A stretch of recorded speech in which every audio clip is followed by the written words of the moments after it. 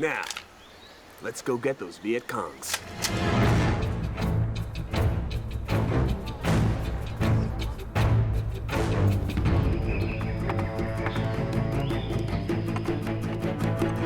Well, if I'm playing kind of a Chris Farley type, then Ben is probably playing a young Stallone type. You know, kind of beefcakey, kind of tough, macho, but also considers himself a real powerful actor. Who's the platoon sergeant? You! You? Who? You? Here we go, I'm back, sorry. Well, I think as a writer, it was an idea that he could not get out of his head, and he kept on coming up with good ideas and sort of jokes that hadn't been told before. As a director, I think that the commitment to the film grew out of his vision as a writer. As an actor, it was really the chance to work with a major director. His character is a bit of an egotistical idiot, if you like. He mocks big movie stars having, you know, a bunch of assistants running around them. But Ben has a bunch of assistants running around him. And I'm sure there's only 2% of that character in Ben's real personality that he's had to draw upon. Everybody had their own particular eye to hell they had to go through.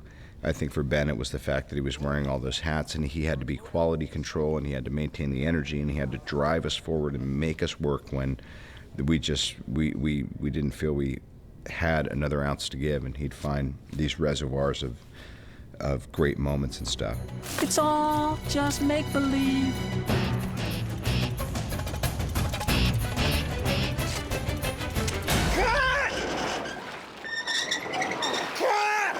Well, the most confusing time for me was when Ben is in character, in the scene, and his character is telling my character to cut. So Downey and I are acting in the scene, and Steve Coogan's the director, so we're filming the scene of us filming the scene in the movie. And within the movie, I'm saying, I'd like to cut, and the director's saying, no, don't cut, keep it rolling. Still rolling! And I'd be thinking, does Ben Stiller want me to cut, or is it the character in the movie that he's playing, Tug Speedman, saying cut?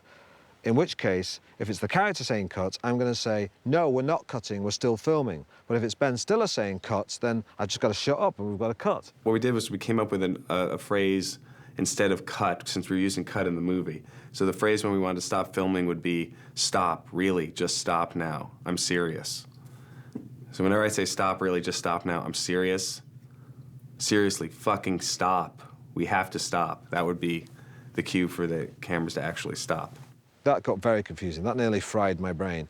But it was funny, and what came out was good. You just have to pay attention. Look into the whites of his eyes, and if you see Ben Stiller behind them, then you just got to shut up. And if it's Tug Speedman, then I can argue with him. It's good that Ben only chooses a small movie to do the acting and the directing and writing on, because if it was much bigger, I don't know how he would do it, you know? And cut! That's the trailer right there. We got ribs, Rib day. and macaroni and cheese day. About 5 weeks ago, we had ribs They've been for giving lunch. us ribs blue balls for the rest It of was the a really good day. There was talk of, you know, wow, these ribs are so good, they're going to do them once a week for sure. Yeah. It's their signature dish. No, they like slimy shrimp. And then we didn't see it. We didn't see any fucking ribs for 5 weeks, and now it's rib day.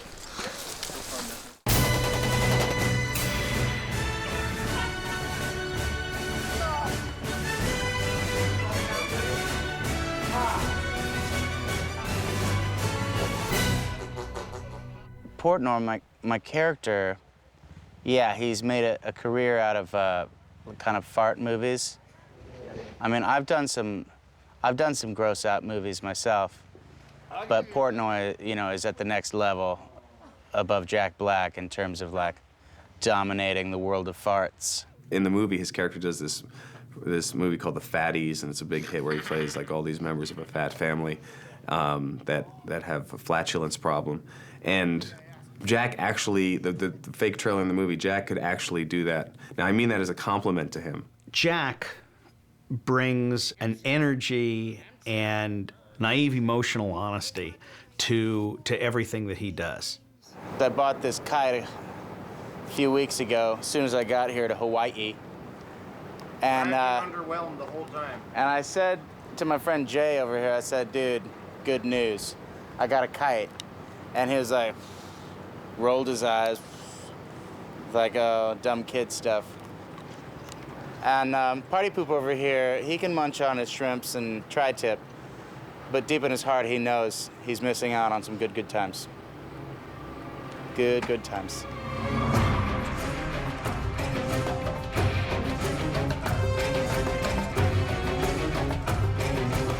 My concern was, you know, what's a water buffalo hide gonna feel like on my naked belly and chest? Is that gonna be a rough surface? Am I gonna have an allergic reaction to this buffalo hide? But actually, it was very soft. It was like, you know, one of those fancy tiger rugs or something that you see in front of the fireplace in some movies. It's very soft. I need to wear his stomach skin like a unitard. But he didn't seem to be all that thrilled with me on his back, because I think he was like, oh, fuck, that's heavy. Jack Black is a heavy actor, and he's on me. And I looked in his eyes, and I could have sworn there was anger in the eyes. I'm Tanya with the American Humane Association, and this is Bertha. She's our water buffalo on the movie Tropic Thunder. The trainers actually were going out to pick her up for a normal day of work, and they had found a little baby in the pen with her. She had given birth to a young little calf, and the trainers named the baby after Jack Black, named the baby Little Jack. Nobody knew she was pregnant, so it was quite the surprise, and everybody was happy and healthy, so now Bertha is a mama. Good. All right. Go on the other side, right? I received satisfaction. Okay. Even.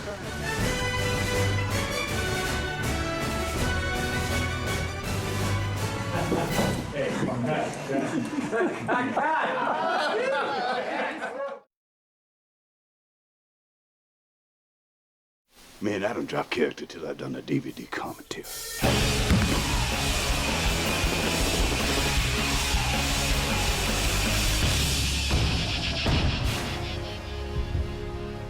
In the movie, Downey, you had to believe that his character, Kirk Lazarus, is the greatest actor of his generation, and so we had to find somebody for the role who was actually a serious actor that was respected. Otherwise, it would just feel like, we were just sort of, then it wouldn't have any weight, the character. So Downey is, who else could be that funny and also be taken seriously as an actor, and happens to coincide with his world domination of the global box office. I just needed a summer gig to follow up Iron Man, which will be a trilogy, by the way.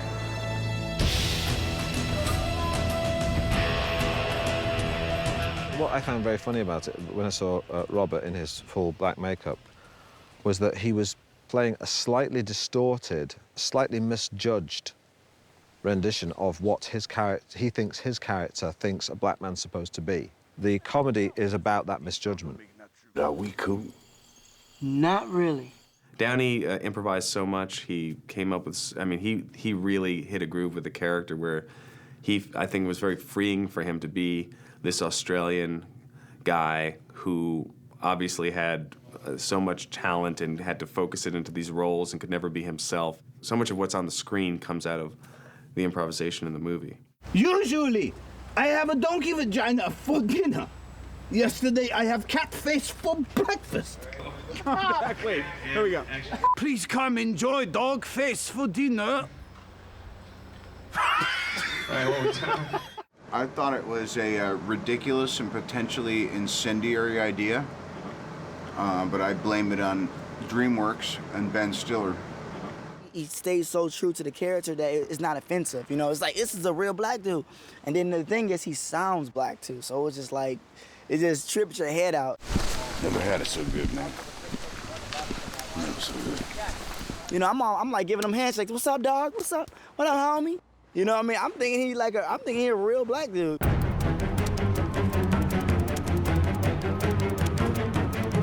John Blake and Greg Nelson and I would meet in the trailer at, 7 a.m., and we would just power through the hour and a half or 2 hours of application. And at that point, other cast members would start rolling in and having a nice leisurely breakfast.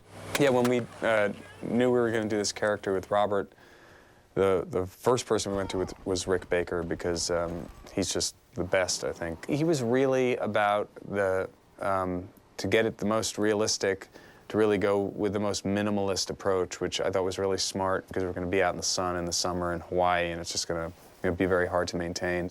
The first time we saw it was at the screen test, and you know, they did his skin, they did some sideburns, you know, they did just a wig sort of off the makeup truck, and it was like, bingo. I mean, it was 99% there. We just were blown away by, you know, how how perfect it was right off the bat.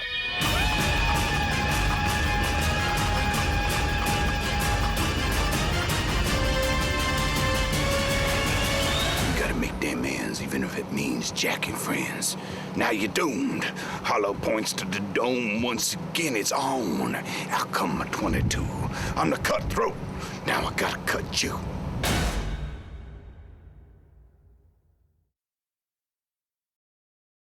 Yeah, no, hell no, to pee on that girl. No, listen. She was in the way when I was pissing. She walked past. I was peeing and she walked past.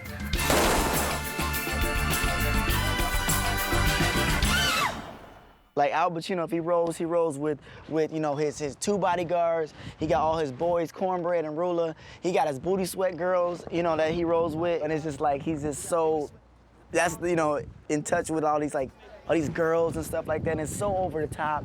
It's so ridiculous. I'm young. I would not really take a shot of this, but if you do, it's a pound of booty in your mouth. Actually, matter of fact, I have a thing of booty sweat right here. This is Al Pacino's booty sweat. I don't think you should, yeah. I don't know if I want to, I don't think you should taste it, but yeah. Well, he's the first guy that auditioned for the role. We have my new energy bar. It's called Bust a Nut Energy Bar. Yes, go get that. It just made me laugh so much, and he really was owning this guy. So what? You're gay. You're also, hey, listen, you're also a great artist and businessman. Why not rap about that? I mean, shit, and watch my fragrances, my clothing line, and all my other shit go down south. Oh. Man, if you tell anybody about this, man, I'm gonna have somebody shoot your ass. Yeah. And he's a really young kid, but he just has a lot of energy. He's a lot of you know, real confidence that he had to have, you know, because he's doing these scenes with Downey and Jack, and he had to come in there like he was the biggest star of the bunch, and he was, you know, he was wonderful. I'm the same person who bought you the noodle legs, Damon. Remember the noodle legs? Come on, Damon, do the noodle legs. Do the noodle legs. Come on, Damon. Hell yeah, do that shit. Do it, baby. I'm the same person who bought you hip-hop bunny hop. Come on. Oh, hell yeah. Can you do it? Get the seizure, baby. Get it, Damon. Get it. Hell yeah, get it. Get it, cornbread. Get it, cornbread. He's okay. It's okay. It's all about going together, baby. To be honest, I didn't really think I was gonna get the role because I'm not like this, but I don't know if I'm the youngest on the set. 22, and it's like it's more of an older role. So I auditioned, and I was just trying to be funny in the audition, and then, bam, it happened. It was very exciting. Deuces, baby. I love y'all. Mama, I'm coming home.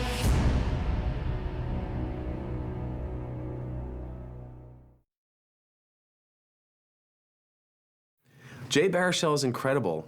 Incredible, Jay Baruchel.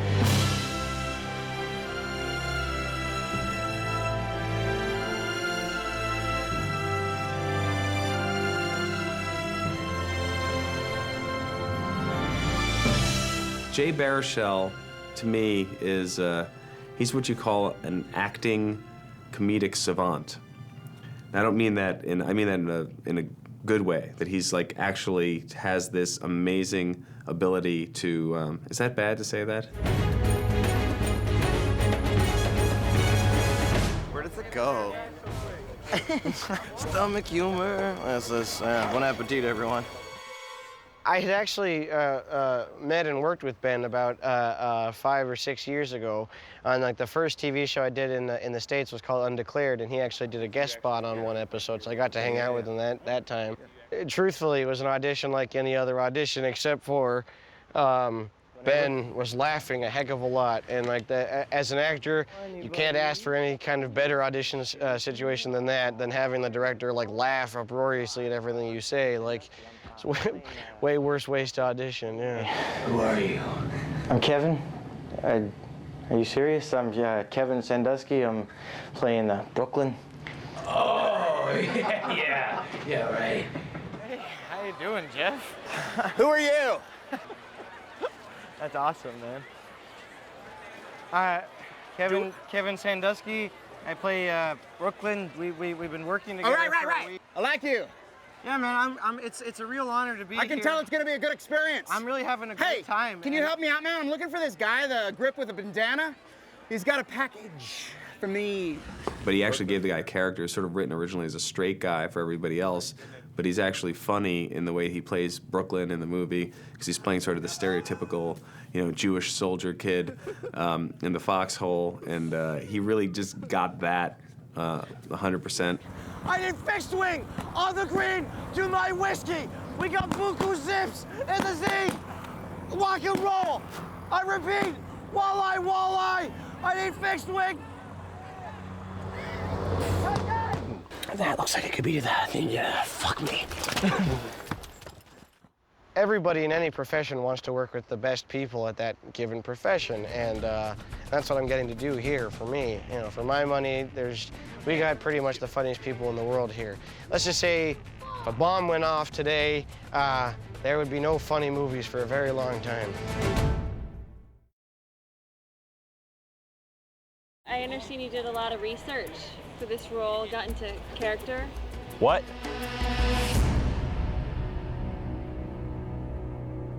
Big ass titties.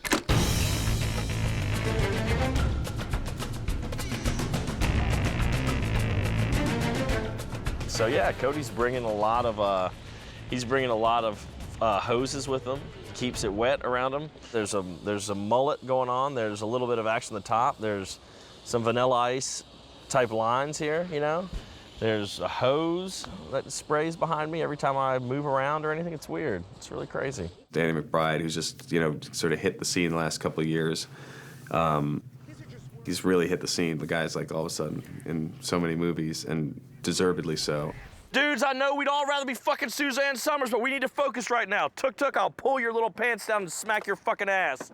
What the fuck are you doing, working on a mixtape for your girlfriend back here? Jesus Christ. I met Ben on the set of Heartbreak Kid, and I had a great time working with him and the Farrelly brothers, and he had shown me a copy of the script then and read it, and I was just flattered that he even wanted me to read it, and so when he expressed interest in me being a part of it, it was just like, whatever I have to do to be able to get to Hawaii next summer, I'll pretty much do. Ben basically said, I want you to go down to South Carolina and blow your pinky off with an M80, and then you got the role. So, bingo, that's what I did. Let's go get milkshakes. You guys want to make milkshakes? I think at first Danny was like, I can't believe I'm doing scenes with Nick Nolte. This is just like too weird. But he got over that very quickly. Nick, that was great, thank you. Danny, that was okay. It was great to watch those guys work together, to watch Danny improvise. Hey, I'm not trying to come off as weird or anything, but I might be your biggest fan. Yeah, I like you a lot. Yeah, I mean, not a homosexual way or anything, just in like a normal way. Like just a guy who thinks that another dude just rocks, just rules. This is my buddy. I like him because he's got the biggest nutsack out of all the goats here. They're gonna pretend like they don't know me now, which is fucking dumb. Do these things buck from behind? Is that what goats do? Yeah, I should probably watch out. He was picked up based on his acting abilities. I'm not gonna say what he did to get in this film, but let's just say he shouldn't be proud of himself. Yeah, well, I've been growing this out, trying to get him to get a little more action back here. So I'm just telling him that's what the ladies like. See, that. Similar to just the same thing I have here. It's very similar.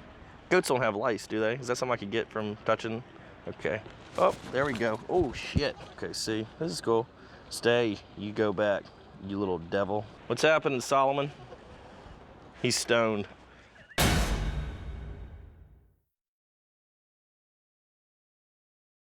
And then what would you say has been your favorite part about working on this? Waking up in the morning. Yeah. I'm always surprised when I wake up. Now I take it this is makeup, the blood coming out. No, this is problems from the 80s. It was a different kind of filmmaking back in those days.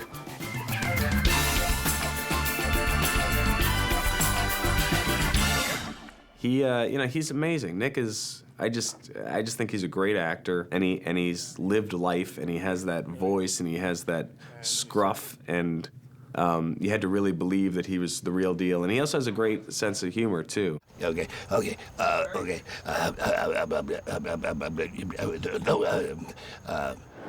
have a tooth that came out, and I said, Ben, do you like it with the tooth or without the tooth?